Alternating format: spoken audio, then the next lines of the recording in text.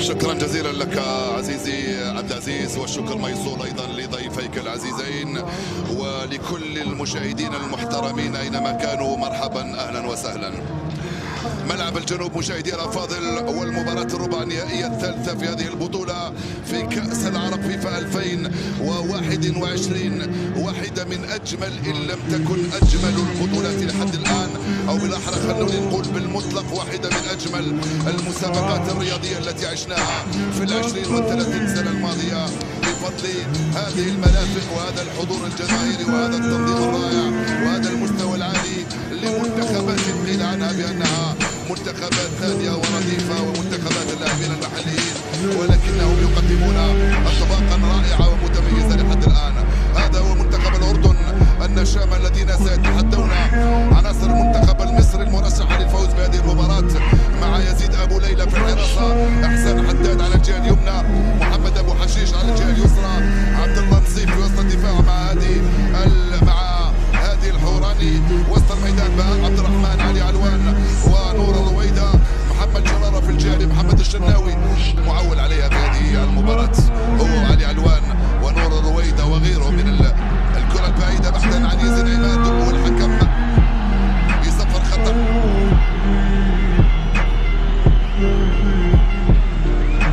اسلوب خلفه يكون علي علوان كمتعود المدرب عدنان حمد يلعب ب4-4-2. اليوم السيناريو مختلف امام منتخب مصر في البطولة، بقى يحاول يسدد من بعيد سهل لمحمد الشناوي.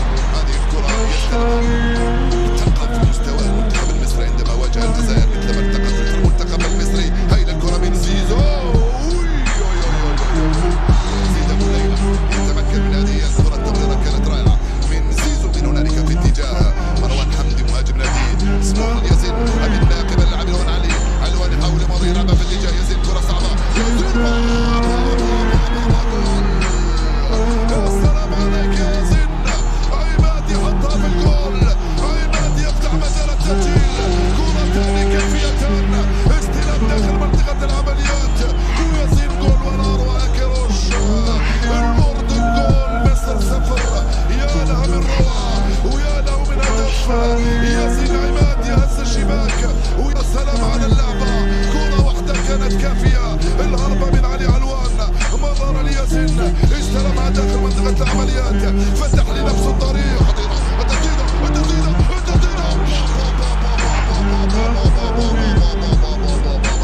محمد الشناوي ينقذ مصر.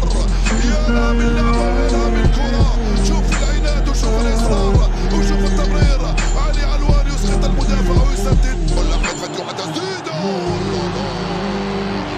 رائعة من أحمد ورائعة من يزيد أبو ليلى، يتمكن من هذه الكرة والدخل، يلعب بينية وتسديده رائعة تامها وأروع أنت محمد يا الشناوي. المنتخب الأردني يفعل ما يريد، تسديده ولا أروع من حصل فيها علي عمر كمان على ركلة جزاء، كرة بعيدة فتوا من هنالك اللاعب مصطفى فتحي، وراحت ضربة المرمى لصالح يزيد أبو ليلى. لو نحاول يلعبها لحمدي فتحي، حمدي فتحي مع زيزو، زيزو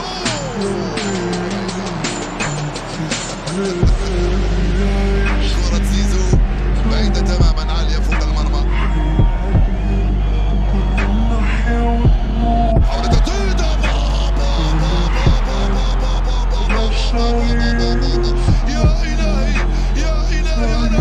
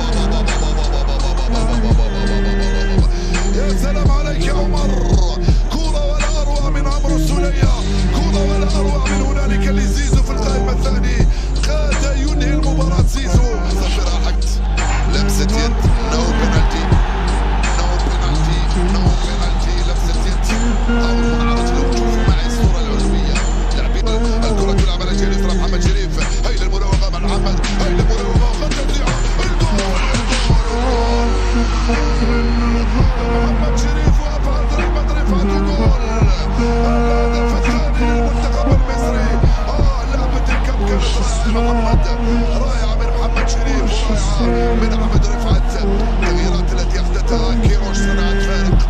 أحمد رفعت، محمد لاشين